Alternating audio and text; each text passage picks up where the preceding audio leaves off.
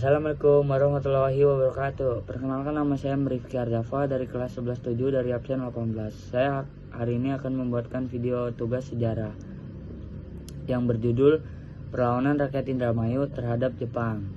Perlawanan ini lahir dari penderitaan rakyat yang hidup di bawah tekanan Jepang, terutama dalam hal pemaksaan penyerahan hasil panen.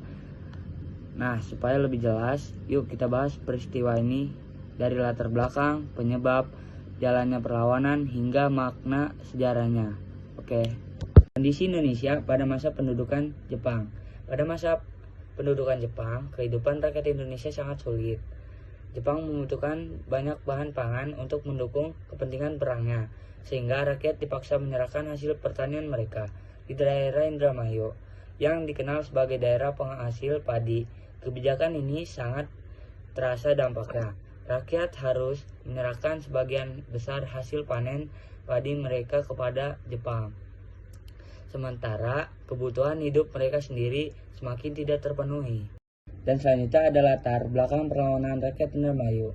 Rakyat Indramayu sebenarnya tidak menolak bekerja atau berani, namun mereka berharap bisa menikmati sebagian kecil dari hasil panen padi yang mereka tanam sendiri. Rakyat kemudian mengajukan permintaan kepada Jepang agar sebagian padi dapat digunakan untuk konsumsi sehari-hari. Sayangnya, permintaan tersebut ditolak oleh pihak Jepang tanpa mempertimbangkan kondisi rakyat. Penolakan inilah yang menimbulkan rasa kecewa, marah, dan tertekan di kalangan rakyat Indramayu. Selanjutnya ada penyebab dan awal terjadinya tekanan. Tekanan yang terus berlangsung akhirnya memicu perlawanan rakyat.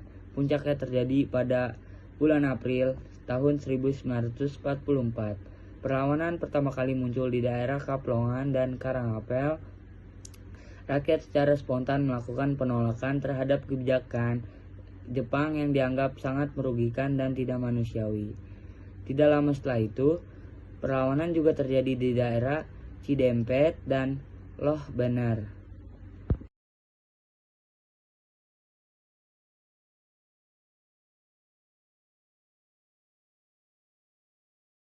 Dan selanjutnya ada jalannya perlawanan.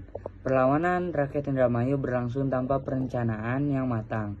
Rakyat bergerak secara spontan dan belum memiliki organisasi yang kuat.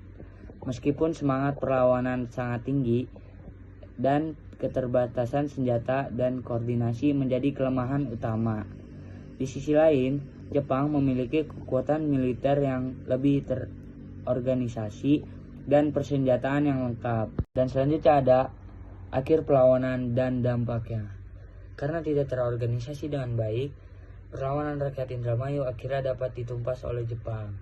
Banyak rakyat yang menjadi korban akibat tindak represif dari Jepang.